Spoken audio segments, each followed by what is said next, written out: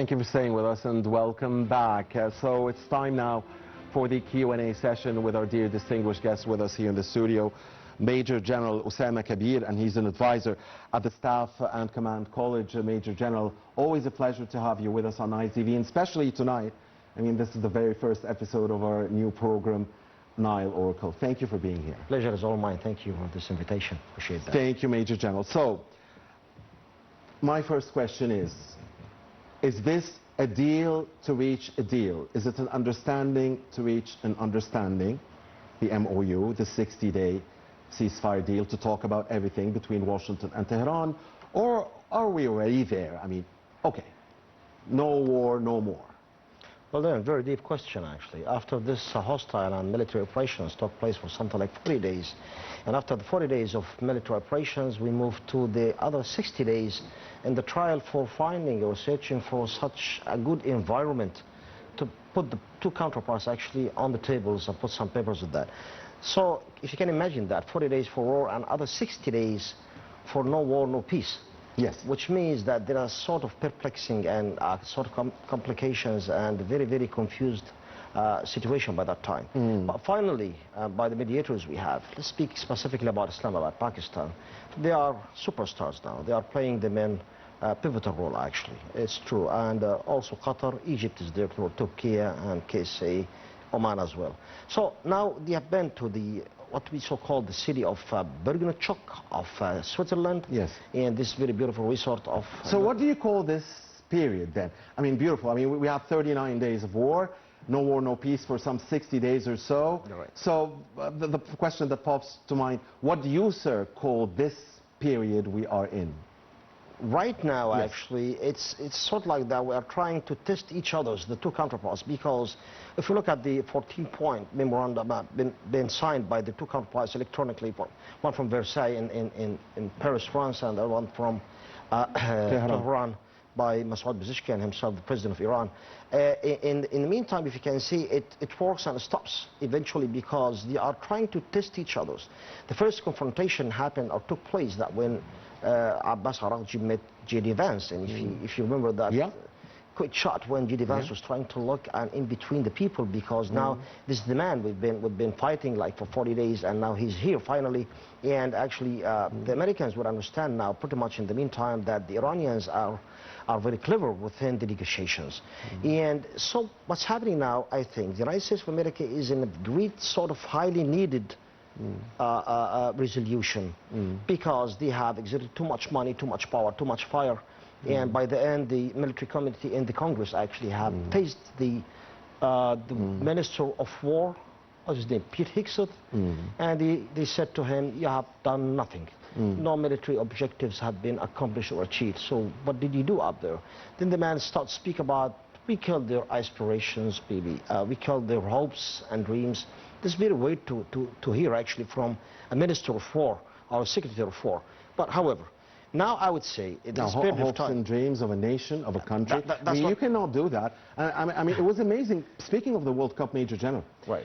The Iranian fans who were in the United States, Canada and Mexico and supporting their team, those Iranian fans most probably are not loyal at all to the regime in Iran. I mean, you can just by the way they look. Yeah, I mean, liberal people probably, most probably, they're against the regime in Iran. Right. But when it comes to the nation, they're supporting the country. The point, they're supporting. So you cannot kill, right? I mean, you can't kill the aspirations, hopes of a nation. You cannot destroy civilization. Exactly. So that was pretty much actually strange to be said by a position like Secretary of War. Yes.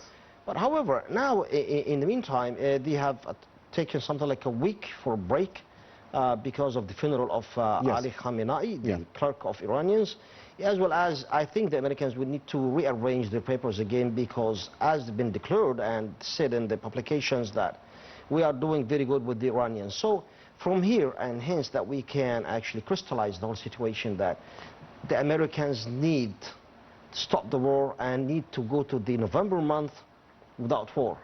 Vice versa now.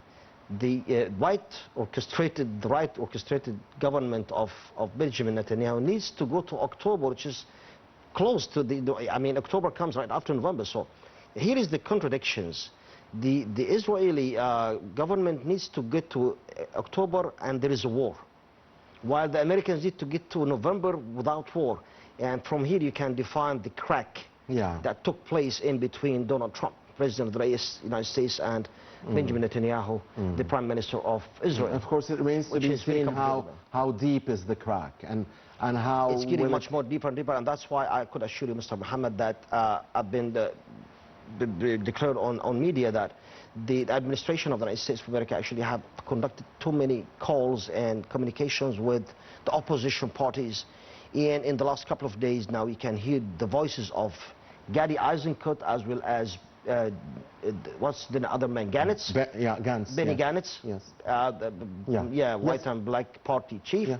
Now they are started to raise their voices again because maybe connections took place with the United States of America, and I would say now Donald Trump is in a deep conflict with Benjamin Netanyahu in personal situation, and that's why we heard finally that Benjamin Netanyahu is going to visit the White House maybe after the NATO summit in Ankara this week. Okay, very important points you're highlighting, Major General.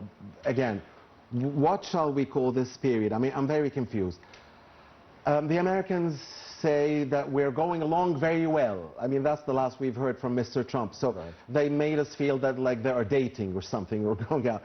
And then I thought of maybe the lie detector era, because, I mean, who's lying, who's telling the truth? They still don't trust each other. I mean, it's very obvious. And you mentioned, Major General, that from the very first day, I mean, maybe the very first day, maybe the next, I don't remember, Mr. Trump, after signing the MOU, said, I might hit Iran again. So, I mean, so, I mean, they got, and every other day there's an incident in the Strait of Hormuz, but it's been quiet for some days now, not weeks, but some days. So again, I'm confused as to what's the best term to describe the stage we are in now. But it's not love, and it's not right. I mean, it's not. Can you believe me if I tell you something? It's a daily debate. It's almost what we're doing here. It's at, they are at the checkpoint. They are trying to test each other's. And by the way, as you mentioned, Hormuz, this is very, very much important to speak about, because now it's the key word is not open sesame, it's open Hormuz. And of course, the Iranians would define that and would insist, and they have the persistence actually to keep the Hormuz passage within their hands, because it's something now like money machine. You know why? Because they wouldn't trust the United States of America while to raise up the sanctions and the embargoes on the Iranian petrochemicals as well as the fuel. And on the other hand, the sanctions on the frozen assets, as they call it, like the money within 8 countries or something like that. So Hormuz now would bring in money. So if the Americans would break some of these points, actually, I speak now about point number 10 and 11 specifically, that speaks about the Iranian frozen money within the international community. So if they can keep Hormuz in hand, that's why they are very persistent on that. And they would never let Hormuz. That's against the international law, by the way. But, understood. But I'm talking from their perception. Right. I mean, and I think, yes, Hormuz will remain a very key issue, because the Iranians say, okay, it's not fees, it's tolls. Okay, it's not tolls, it's management or whatever. Whatever you call it, it's money by the end. And then the Americans, Mr. Trump himself, at one stage said, I want to run the Hormuz Strait with the Ayatollah, at one stage. And then at another stage he said, if Iran imposes tolls or whatever, I might take over the strait and impose tolls myself. So, I mean, Hormuz will remain a key issue. Key trigger. And you know what? And you can register that from this date today. Maybe they will get a deal altogether, because if they would take fees or money on the passing vessels and ships, stuff like that, suppose that they have money also on the American ships. Whether it's like generically, you need to understand that, because you know why? They have this 5th fleet within a Bahrain territory, naval seas, and whatever the passages, like whatever the military assets like frigates or destroyers passing, going back through, doing some whatever they would call it surveys, stuff like that. So you need to take money, but the Americans by that time they would say, of course not. It's not till that point. So I would say that the Iranians may will make the deal with the Americans. We will take the money, but we'll give you free passage out of it. It might happen, because that's the policy, and that's the new changing, because it's the challenges and the changings actually is increasingly growing up quickly, that you might be able to catch up that. So you do agree then, Major General, with those who are saying that we are before a new world order, or is it too early to talk about a new world order? Let me put the question in another way. Has the Iran war changed the way the world is governed today, the world order, somehow, to an extent? Right. We didn't move now to multipolarity leadership of the world, but it seems it's happening. And if it didn't happen, at least the unipolarity of the United States of America surely has lost a great deal of its hegemony on the international community, from my perception. Up till now, no, the United States of America is still the superpower, comes in first place. Specifically that the Russians are pretty much involved and embedded in a war that seems like very protracted and prolonged. But look at the Chinese, because the Chinese now is trying, they are quiet, they are observing, they are watching, and they are benefiting from everything that's taking place and happening. So, yeah, it could be changing, but it didn't happen up till now. But I would say it's in the very, very near future. Let's speak about a couple of years from now, 3 years from now, generically. But unless other strategic changes will take place or pop up on the surface, that's something new. I would say now it's still unipolarity up to now, but it's going to the multipolarity. I would say yes. Not the Russians this time, I would say the Chinese. The Russian and the Chinese, were they watching? I mean, who lost and who won between the Moscow and Beijing in your analysis? In the Iranian war? Yes. If we look at Moscow, because they have entered that war some, now they break the fourth year, now they are going to the fifth year within the war, and it seems to be protracted and very, very vulnerable war on the Russians even, and that's why you can see the Russians by the last time, they are very aggressive, like attacking with the great massive source of fire on Ukraine, and they are trying to invade much more small counties and very, very small, like cities. Something like the last week, they said we have seized, captured other 29 cities. They need to take over Donbass, the province, as well as the Mykolaiv on the south and Kharkiv, something like that. So I would say, look at the NATO. They will hold the summit this week. So they would say that we'll provide another $143 billion again to Ukraine, which means another prolonging of the war, another protracting war. So the Russians maybe got tired a little bit. So I would say the beneficiary out of here is Chinese coming up the first place. Russia had benefited a little bit from maybe their NLG, speaking here about or LNG, the liquefied natural gas. Maybe they have sold some of there to the Europe because of the Hormuz catastrophe. But Chinese come to the first place. Russians are pretty much involved with. They need to end up with this war, or otherwise, I would say it's not in the Russian sake or benefit to keep going on. But they cannot end just like that quickly. It's very perplexing, Mr. Mohammed. And it's very deteriorating, like quickly. You never know it till it happens. That I need to say. But we are trying to subscribe, trying to read in between the lines, and hopefully that we can make some good resolution about that. Yeah, I mean, there are a lot of questions, but I guess a question that has a clear answer, I think, is international organizations or the United Nations. I mean, they must have been amongst the biggest losers in this conflict. Very well. Very well, and very harmful, by the way. You know why? Because can you believe that Mr. Marco Rubio, the Minister of Foreign Affairs and the Secretary of National Security, also of the United States of America, something like a couple of months ago, when we were speaking to some of the correspondents and media channels, do you believe when he said, some of the correspondents asked him, what about the United Nations? He said, skip it, put it aside. And he's speaking about the Foreign Minister of the United States of America. He's keep it aside. They are doing nothing. They are useless. He said it like literally, which is very dangerous. The United Nations actually is in Manhattan, in New York. And when some of the Palestinians need to go there to attend some of these summits, they said you have no visa. I mean, when that happens from the United States of America, speaking about the diplomatic head, Marco Rubio, this is very dangerous. Yes, they have lost their role within the last war against Iran, and it seems that they have nothing in hand, and it seems they need the help from the international community. The United States of America maybe is pulling out of the United Nations. They have said something. They have threatened that we may pull out of the United Nations, and they have threatened also that we may pull out of the NATO, which is, it's not that way diplomacy should go, because by the end you are not also winning. Show me if you have achieved any of your strategic objectives. If the time goes by something like 5 months ago, I would say Donald Trump will think twice before going to Iran and start hitting them. So look what happened now. Iran is benefiting that. Iran is trying to change the whole situation, is trying to manipulate the scale of the strategic powers within the Middle East, and trying to impose a leverage now. They have nothing to lose, and they have proved that. And going back to Hormuz again, the importance of Hormuz, I would assume, is that Iran, who want to portray themselves as the so-called winners, if they do change the situation regarding Hormuz to their benefit, then they would have a claim. I mean, they would have a claim to victory. That would be a political victory, despite the military defeat. Right, and that's why, if you can see the American administration, from time to time they would speak, maybe we can get a deal with the Iranians.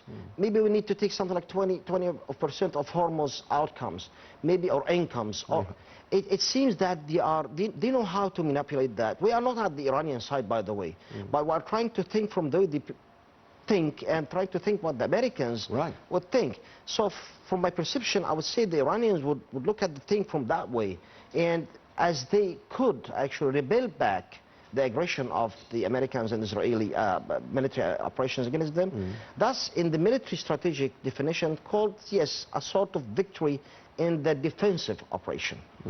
Because what is the likelihood, Major General, in your personal opinion, that after the November elections, and say that Mr. Trump does get the two houses, wins the two houses, or wins one of them, and then we have another rightist, fascist, extremist, terrorist government in Tel Aviv. What's the likelihood that the war on Iran would resume? First of all, I would say from my perception that a chance for another right-wing government or a fascist wing government, it's not likelihood to be on surface, specifically within upcoming period of time. You know why? Because the Israeli community had been hurt from the inside due to what the Netanyahu strategies and policies and diplomacy he have conducted.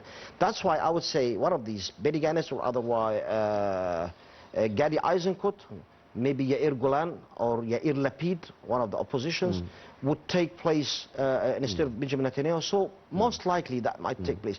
But if it happens, so nothing will happen. You don't need to think too much about this new right government in Israel, because it depends on the Americans now themselves. So I think now let's see what will happen in November specifically. Do you what's happening there? So everything could be like exploding out of that, and Donald Trump needs to keep up his capacity within the Republicans. The situation in Israel needs an episode by itself, but so I understand, if I understood you correctly, Major General, you're saying it's very unlikely that the war in the 39-day fashion we saw would repeat itself, say, next year. Of course not. To reignite the war again? No, they cannot very do unlikely. it. Yeah, strategically and militarily they cannot do it. No. So has the U.S. lost, or at least has the conflict exposed the limits of U.S. power? And can we say now that U.S. power has limits? The Iran war has proven that? Very good. Yes, the United States of America comes at the first place within the military all over the globe, due to what we so-call the global firepower. It's a non-governmental association, but it's very, very accurate a little bit.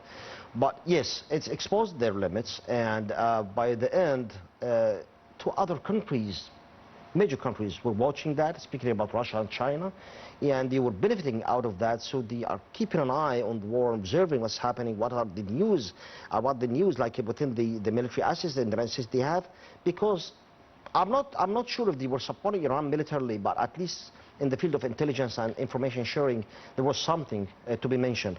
But however, yes, and that's why I think the military committee within the Congress have didn't approve or to ratify another extensive period of time for the war, because it's against the American military, it's against the American hegemony, it's against the American military superpower shape, because you have done nothing. You just killed the mullah and killed other 2,000 people within the streets, and you said you destroyed their naval and air force assets, which was not modernized since 1979. And they called this the change of a regime. Exactly. And they called it the change of a regime. You cannot call that change of a regime, yes. Yeah. So, Major General, we'll be talking now about Egypt's role. And Egypt has been, you know, a voice of wisdom. Since the start of the war, it has been calling for a peaceful settlement, de-escalation, necessity to go to the negotiating table. It has been mediating. It has been talking to everyone. It has been trying to take care of the needs and the security concerns of the Arab Gulf countries during the war. And now that we're trying to reach a comprehensive deal, so Egypt is involved, surely in every detail. So talk to us about the Egyptian role. Right. The importance of the Egyptian Let's get back role. a little bit, something like 2.5 years ago. The Egyptian diplomatic heft, it's very heavy. We have a very, very heavy diplomatic weight. And we could use that. We're an old country, civilized country, and our roots goes back all the way back in history. So we know how to deal with such conflicts and crises like this. So what happened with Gaza, our diplomatic shuttle actually have proved that no displacement from the people from the Gaza Strip, as well as that when we signed this agreement, it was signed in Sharm el-Sheikh, simple and easy. However, it's like too many people all over the world said, we made that agreement, we put those 20 points, okay, we understand that. It's actually 20 Egyptian points, but some others would say it's open, take it. But the signature was here, the signing was in here, Sharm el-Sheikh, which means you have the heft that automatically is like a magnet. So the whole one actually is accumulating around you, because it's, okay, those Egyptians, we know them. They know how to deal with that. They know how to get out with that. Because the people needs also a phase of settlement. When we move to what happened in Iran, actually, we used our diplomacy, because if you can see, Mr. Masoud Pezeshkian, Iranian president, have called the Egyptian political leadership like too many times, asking for advice, asking for help, asking for a channel route to find out some good resolutions with the Americans. That's one. Second thing, we were one of the, what could be the Rubaiya, the fourth mechanism of, yes, Turkey, Egypt, Qatar, and KSA started with that. And we have that Ambassador Nazih Naggari, right after Badr Abati, actually, he was in Islamabad. So we were a great mediator playing a very pivotal and intrinsic role within this sort of problem. Yes, we understand that Islamabad have hold all the ropes now, but we still have our diplomacy there, because connections, communications, telephone calls, visits, shuttle diplomacy is moving from here or there, go back and forth. So yes, Egypt's still there, and they need us. We have the geopolitical location like Afro Trans-Euro-Asian continental country. You are linking up three continents, and we have the good military, we have the wisdom, and we have our relations with the European Union, with the United States, with Russia. So we are at the same distance from the whole world, and this is something very rare to be found out within a country, a political unit within the international community. So the Egyptian political law, and it's not because we are Egyptians, because it's there. We are not exaggerating in that. It's there, and it poses its leverage. Egypt has always been influential and will always remain of course. influential. Whatever, yes. Major General, ladies and gentlemen, allow us to watch a report now about the Egyptian role in the Iran crisis before, during, and after, and now, on all fronts. And when we come back, we'll continue our discussion here with our dear distinguished guest, Major General Osama Kaber, the advisor at the Staff and Command College. Please stay with us.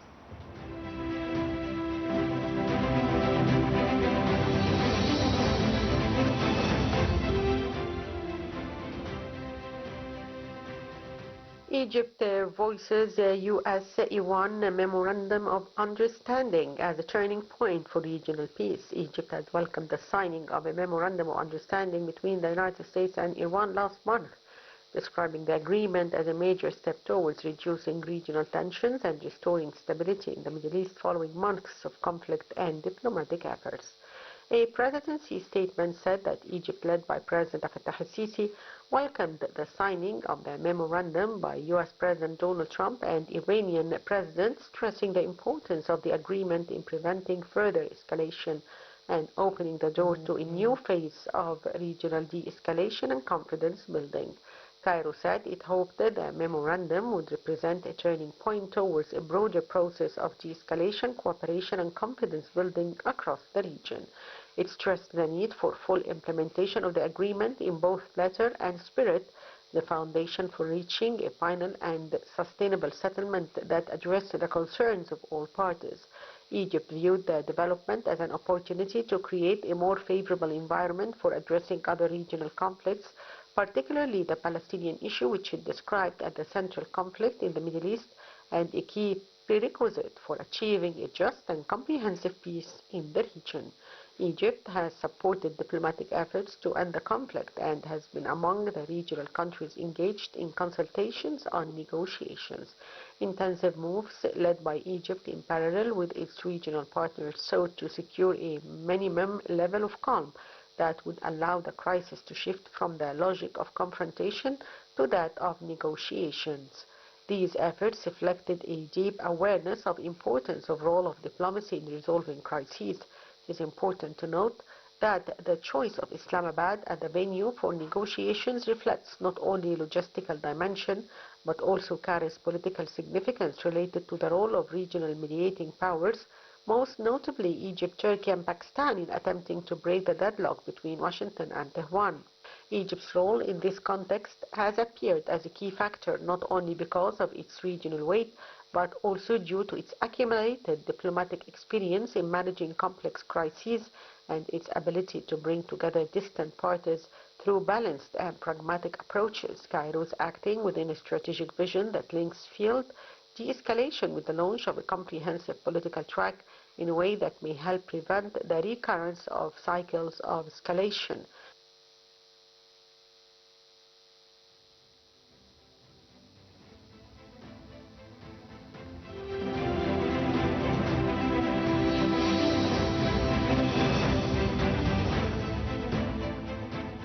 All right, welcome back. Thank you for staying with us. And